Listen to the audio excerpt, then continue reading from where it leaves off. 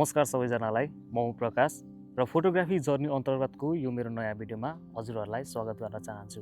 सधैँ चाहिँ फोटोग्राफी गर्न भनेर बिदाको दिन बनाएर म बाहिर निस्किसकेको छु र यो भिडियोमा म के फोटो खिच्छु भनेर तपाईँहरूलाई पक्कै पनि देखाउने नै छु। तर त्योभन्दा अगाडि मलाई केही प्रश्नहरू गर्नुभएको छ। टिकटकमा, मेसेन्जरमा पर्सनल्ली मेसेजहरू आएका छन् र ती धेरैवटा प्रश्नहरूमध्ये केही प्रश्नहरूको उत्तर दिन गइरहेको छु। धेरैजनाले प्रश्न गरिरहनु भएको हुन्छ। हामीलाई पनि फोटोग्राफी गर्न एकदमै धेरै मन छ, फोटोग्राफीमा एकदमै धेरै इन्ट्रेस्ट छ, तर अहिलेसम्म कुनै पनि क्यामेरा लिएको छैन, कुन क्यामेराहरू लिँदाखेरि ठिक हुन्छ होला भनेर प्रश्न गर्नुभएको छ।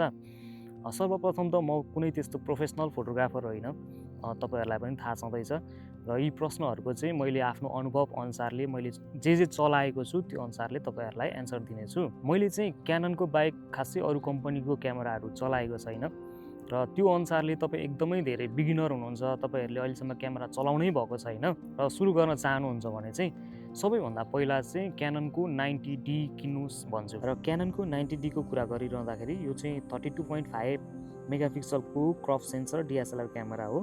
बर्ड फोटोग्राफी, वाइल्ड लाइफ फोटोग्राफीको लागि पनि एकदमै धेरै राम्रो छ। यसले चाहिँ 4K सम्मको भिडियो रेकर्ड गर्न सक्छ, ब्याट्री लाइफ पनि एकदमै धेरै राम्रो।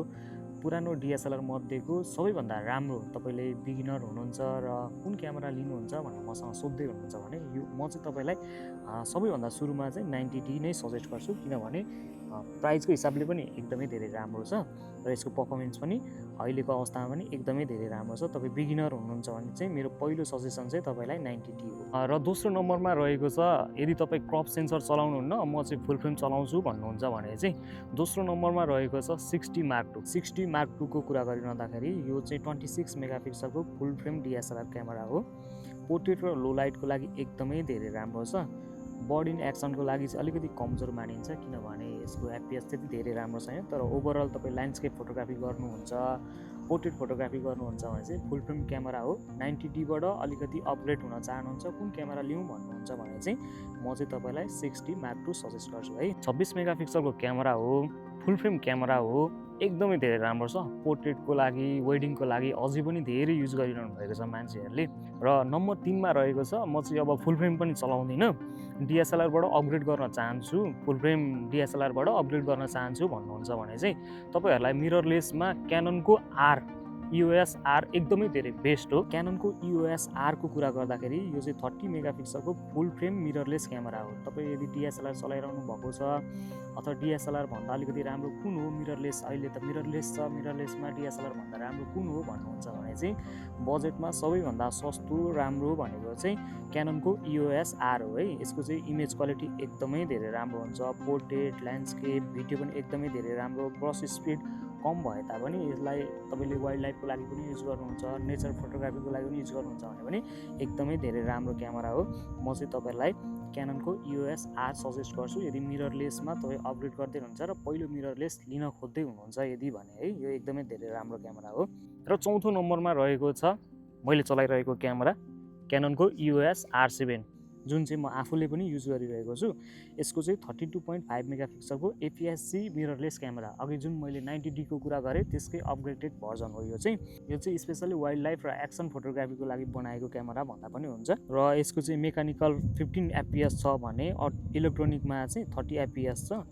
बर्ड, वाइल्ड लाइफ, स्पोर्ट्सका लागि एकदमै धेरै उत्कृष्ट मानिन्छ, त्यही कारणले मैले पनि यही चलाइरहेको छु। र यसले कस्तो फोटो खिच्छ भन्ने कुरा त तपाईँहरूले मेरो भिडियोबाट पनि थाहा पाइराख्नु भएको छ। र नम्बर 5मा रहेको छ क्याननको R6 Mark II। यो चाहिँ अलराउन्डर क्यामेरा हो, यसको धेरै फिचर्सहरू छ। यो चाहिँ 24 मेगापिक्सलको फुल फ्रेम मिररलेस क्यामेरा हो। यो चाहिँ एकदमै धेरै, यसको चाहिँ अटो फोकस पनि एकदमै धेरै राम्रो छ, लो लाइटमा, भिडियोग्राफीमा एकदमै धेरै राम्रो मानिन्छ। र मैले पनि अब अपग्रेड गर्नु पर्यो क्यानन R7बाट भने चाहिँ R6 Mark II नै लिनेछु। यो चाहिँ अहिलेको अवस्थामा चाहिँ प्रोफेसनल स्तरको हाइब्रिड क्यामेरा भन्न सकिन्छ। प्राइस पनि त्यस्तो धेरै हाई छैन, तपाईँ हामीले लिन सक्ने खालकै छ। र यिनै क्यामेराहरू हुन् जुन मैले पर्सनल्ली आफूले चलाएको पनि छु। तपाईँहरूलाई यहाँमध्ये तपाईँहरूको लागि कुन ठिक हुन्छ त्यो लिन सक्नुहुन्छ। र आउनुहोस् आजको भिडियोमा के फोटो खिचिन्छ हेरौँ है त।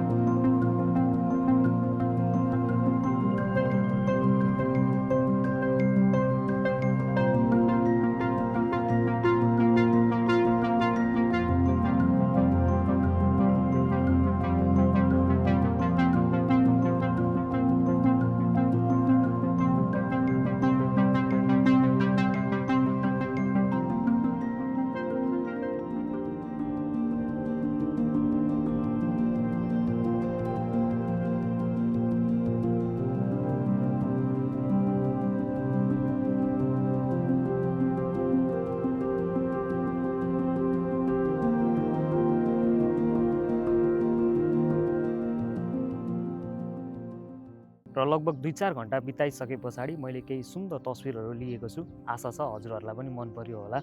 आउँदो भिडियोमा योभन्दा अझ राम्रो फोटो खिच्ने प्रयास गर्दै म फेरि पनि उपस्थित हुने नै छु।